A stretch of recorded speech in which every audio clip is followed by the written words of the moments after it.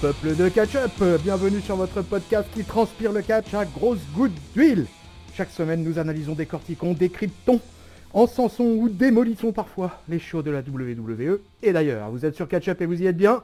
Je suis le tonton Chris et aujourd'hui, on va causer de Worlds Collide. Le monde entre en collision et pour un show bien particulier puisqu'il n'y a pas de takeover cette semaine en pré-Rumble, mais c'est bien un Worlds Collide qui voit s'opposer la branche jaune et la branche rouge NXT USA versus NXT UK, baby. Eh oui, on a un gros pay-per-view qui s'annonce avec la branche européenne contre la branche américaine. Donc écoutez, que du plaisir, que du bonheur.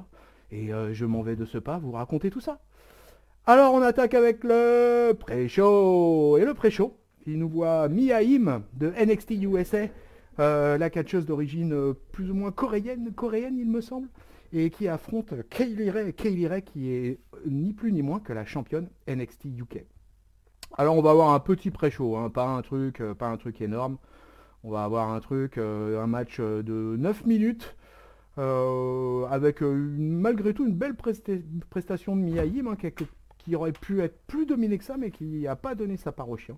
Et qui se bat bien, mais qui finalement tente un peu différentes choses, essaye de tenter un petit roll-up malin pour essayer de piner l'écossaise.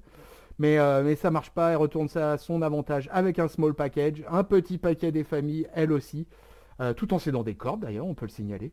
Et l'écossaise, alors le match était, le titre n'était pas en jeu, hein, mais du coup c'est l'écossaise de NXT UK qui remporte le match, qui remporte le pré-show. Et donc Kaylee Ray, vainqueur de Mia Yim, excusez-moi, je mâche, j'arrache. Alors on rentre sur la carte principale. Et donc on commence avec un opener, et cet opener, c'est Finn Balor, et ouais, l'Irlandais, qui va affronter le Russe Dragunov. Alors on nous avait déjà teasé un début de rivalité entre les deux. Et là du coup on a un combat entre un des jeunes, hein, une star montante de NXT UK, et puis notre premier champion universel of the history, et qui est revenu dans la branche jaune dorénavant depuis plusieurs semaines, plusieurs mois même on peut dire. Et du coup on a un match de bonne qualité, hein, où le russe est plutôt bon, plutôt offensif. Mais véritablement en danger le Finn Balor. Mais bon, l'Irlandais est quand même un poil au-dessus. On s'en doutait un peu déjà dans la review, la preview pardon, qu'on avait fait avec l'ignoble Ringside. Et l'Irlandais, il a fait parler l'expérience, hein, l'expérience du main roster, l'expérience de NXT, l'expérience de différents titres. Il réussit à esquiver plusieurs coups vers la fin. Il enchaîne avec un bon, puissant, costaud running drop kick. Il place le coup de grâce, mais il finit pas là-dessus. Il finit avec le 1916 pour mettre un terme à ce match. Et voilà, Finn Balor, sans grosse surprise, vainqueur de cet opener. Un opener de bonne qualité, mais un Dragunov qui a tenu la dragée haute et qui sera bien battu, mais vraiment bien battu jusqu'au bout, quoi. Donc du coup, on est plutôt emballé par cet opener et ça lance plutôt bien ce Worlds Collide. Voilà. Alors, du coup, on aura eu quelques segments backstage, quelques interviews de Katie Kelly qui a interviewé les Brotherweights. Voilà le nouveau nom de Matt Riddle et Pete Dunne là, de leur association qui donc est qualifié pour la finale du Dusty Rhodes Classic face aux Grizzly Veterans. Donc il y aura un peu d'interaction entre les deux. Ils sont ringside. Et voilà, ça va se chauffer entre les deux. Et c'est Pete Dunne qui terminera l'échange pour dire que lui et son partenaire, ils vont fumer les deux Britanniques. Et voilà, donc ça nous promet une grosse finale du Dusty Rhodes Classic. On enchaîne avec un Fatal 4-Way pour le NXT Cruiserweight Championship. Et alors ce match vraiment a un beau line-up et alors le NXT Cruiserweight Championship, hein, c'est assez bizarre, hein, puisqu'il y a plus de 205 lives et donc dorénavant il est traité uniquement NXT. Il est un petit peu dans l'ombre finalement ce titre, mais à chaque fois il nous sort des matchs de belle qualité. Et alors là ça a été le cas. Alors là on a un line-up international as fuck puisqu'on a Jordan Devlin, l'Irlandais, face à Isaiah Swerve Scott, ex-Killer Shot, un Américain, et on a Travis Banks, le Néo-Zélandais, et on a le champion. Le champion est mexicain, from Monterrey, Mexico, Angel Garza. Et alors là, les amis, on a un match d'à peu près 12-13 minutes qui va permettre à chacun des 4 gars d'avoir un bon moment de gloire pendant le match. Alors, je ne vous l'ai pas dit au début, hein, mais tout le pay-per-view se déroule à Houston, Texas, avec une salle vraiment chaude. Et donc, du coup, ça va participer aussi à la qualité de ce Fatal 4-Way. Alors là, écoutez, c'est quasiment un spot fest, hein, ça dure une douzaine de minutes, ils ont chacun leur move, ils ont chacun leur moment, différentes phases de domination pour les 4. Avec un Jordan Devlin vraiment particulièrement en feu, mais bon, on sent qu'Angel Garza quand même est le champion en titre, il va être à quelques occasions vraiment à 2 doigts de conserver la ceinture. Il va d'ailleurs porter entre autres Isaiah Scott son Weak Clipper. Ça va continuer malgré tout. L'Irlandais passe un gros headbutt. Et à la surprise générale, va piner Isaiah Swerve Scott. Angel Garza arrive pas à temps pour sauver le pin. Et ça, c'était assez incroyable. Je me suis même demandé, moi, sur l'instant, si c'était voulu, pas voulu, s'il n'y avait pas eu une erreur. Et à la surprise générale, tout de même, c'est Jordan Devlin, l'Irlandais, qui remporte le titre Cruiserweight. Après avoir porté son Devil Inside sur Swerve Scott. Et vraiment dans un gros match de 12 minutes, énorme surprise, enfin en tout cas à mon avis une énorme surprise avec la victoire de Jordan Devlin. Angel Garza aura gardé vraiment très peu de temps le titre Cruiserweight, et donc on a un changement de champion, un new champion avec Jordan Devlin l'Irlandais, et vraiment première grosse surprise de la soirée, puisque avec cette victoire on a un nouveau champion Cruiserweight et un champion de NXT UK. Donc ça veut dire certainement que le titre Cruiserweight va aller se balader dans la brand de United Kingdom. Donc écoutez, pourquoi pas.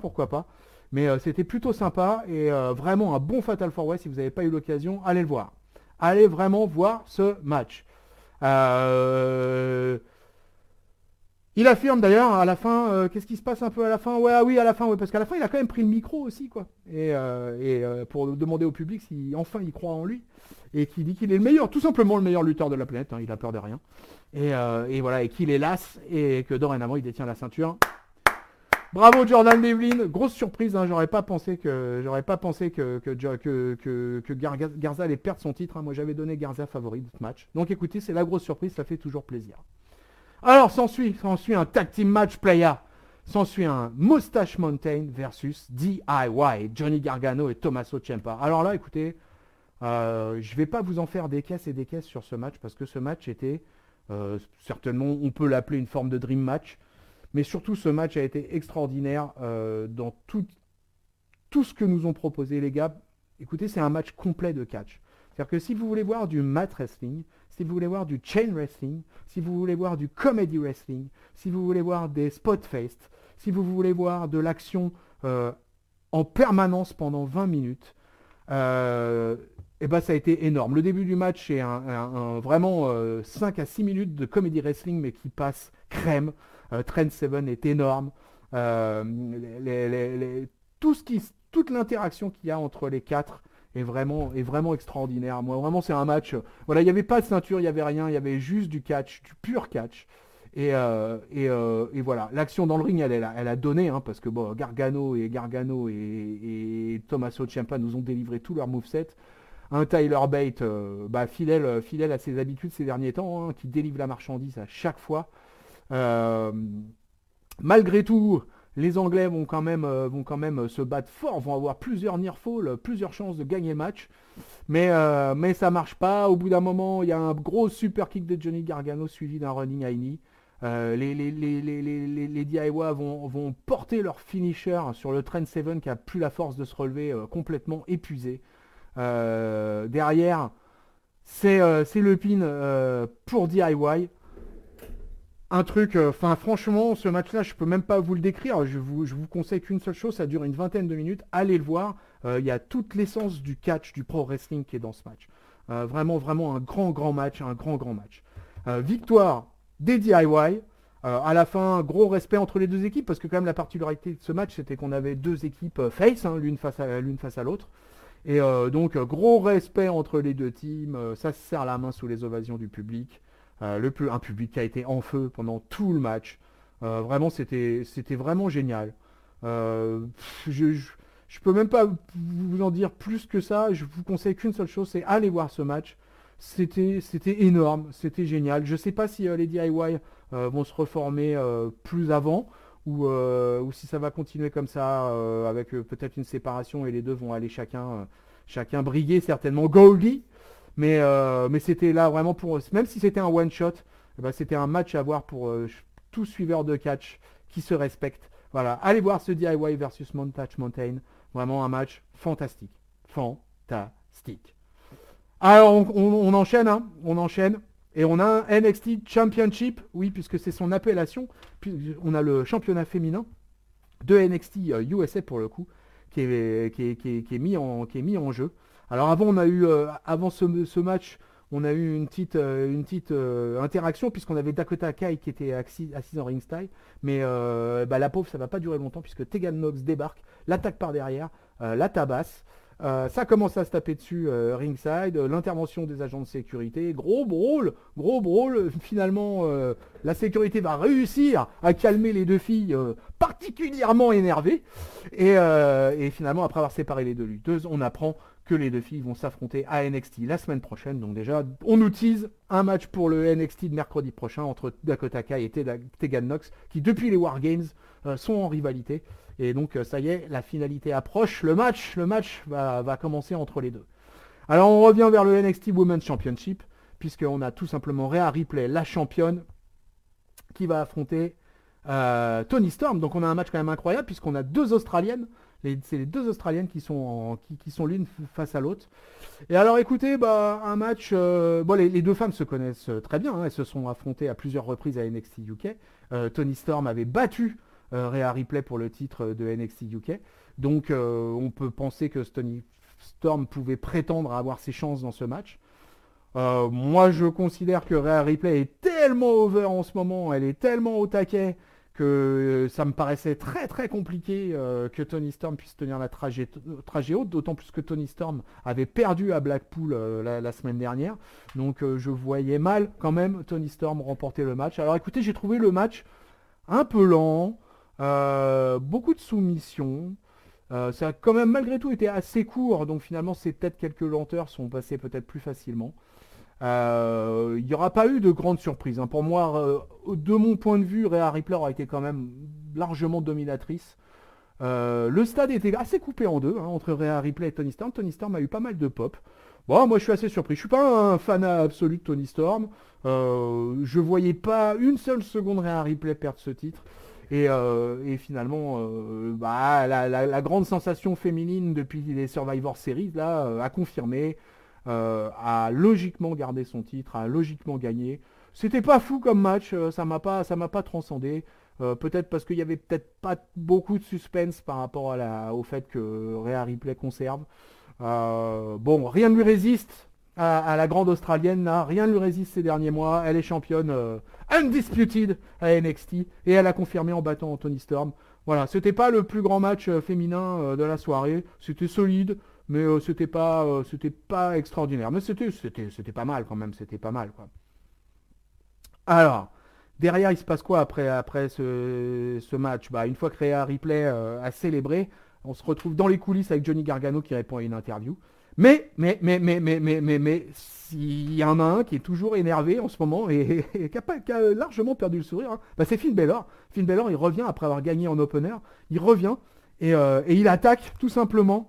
Il attaque Johnny Gargano dans les coulisses. Donc petit brawl backstage et tout ça pour nous emmener encore à un gros teasing puisque on apprendra par la suite que Finn Balor va affronter Johnny Gargano à NXT TakeOver Portland. Donc ça, voilà plutôt une bonne nouvelle, un beau match en perspective entre Johnny Gargano et Finn Balor. Moi, je signe tout de suite. Voilà. Et voilà. Écoutez les amis, on arrive déjà à notre main event. Et le main event, c'est quand même un énorme main event, puisque c'est les deux clans dominants des deux branches NXT. Donc d'un côté, la Undisputed Era, Adam Cole, Bobby Fish, Kyle O'Reilly et Roderick Strong, qui affrontent l'autre versant, l'autre NXT UK clan, le clan de Imperium, Alexander Wolf, Fabian Eichner, Marcel Bartel et Walter.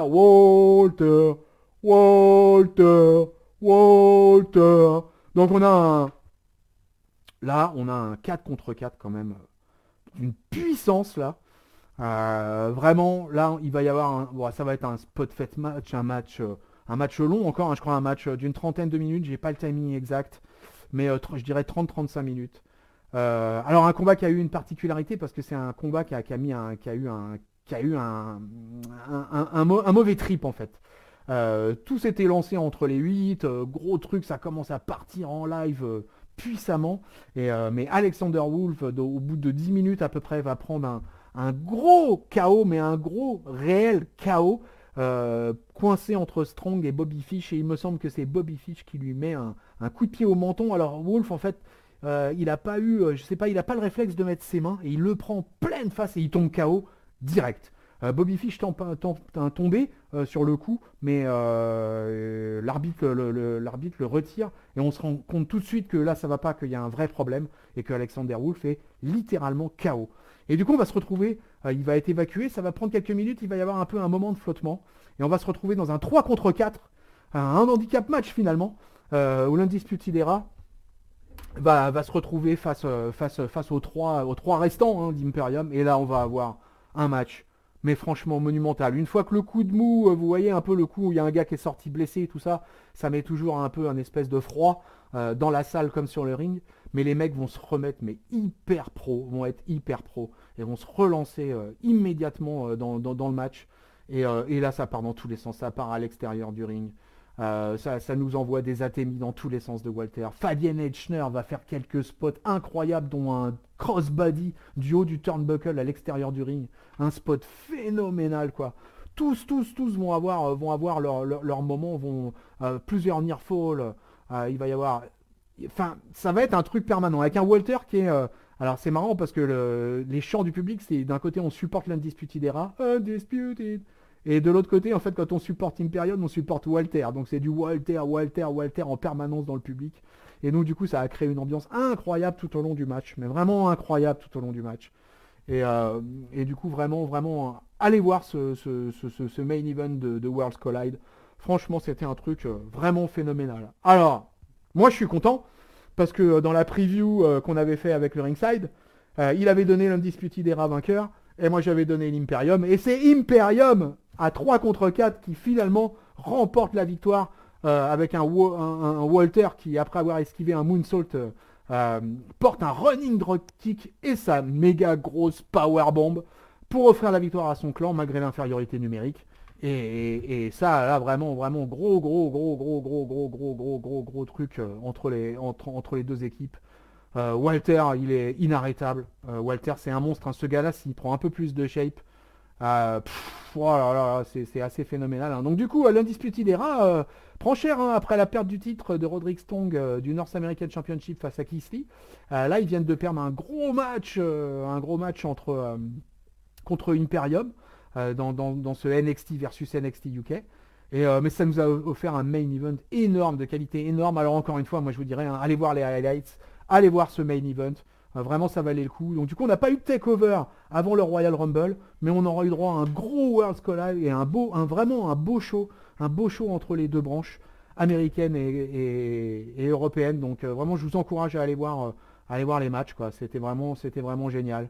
Alors, on arrive, vous connaissez la procédure. On est déjà à la fin, ouais, parce que finalement, avec le pré-show, on a eu 1, 2, 3, 4, 5, 6 matchs seulement. Ouais, pas beaucoup, hein, ça va vite. Hein. Ça défile, hein, les Worlds Collide ou les Takeover avec 5-6 matchs à la carte. Et donc, vous connaissez la procédure. Ah, le tonton Chrissy va vous donner votre top, votre flop et votre note. Alors, écoutez, mon flop, je vais le donner...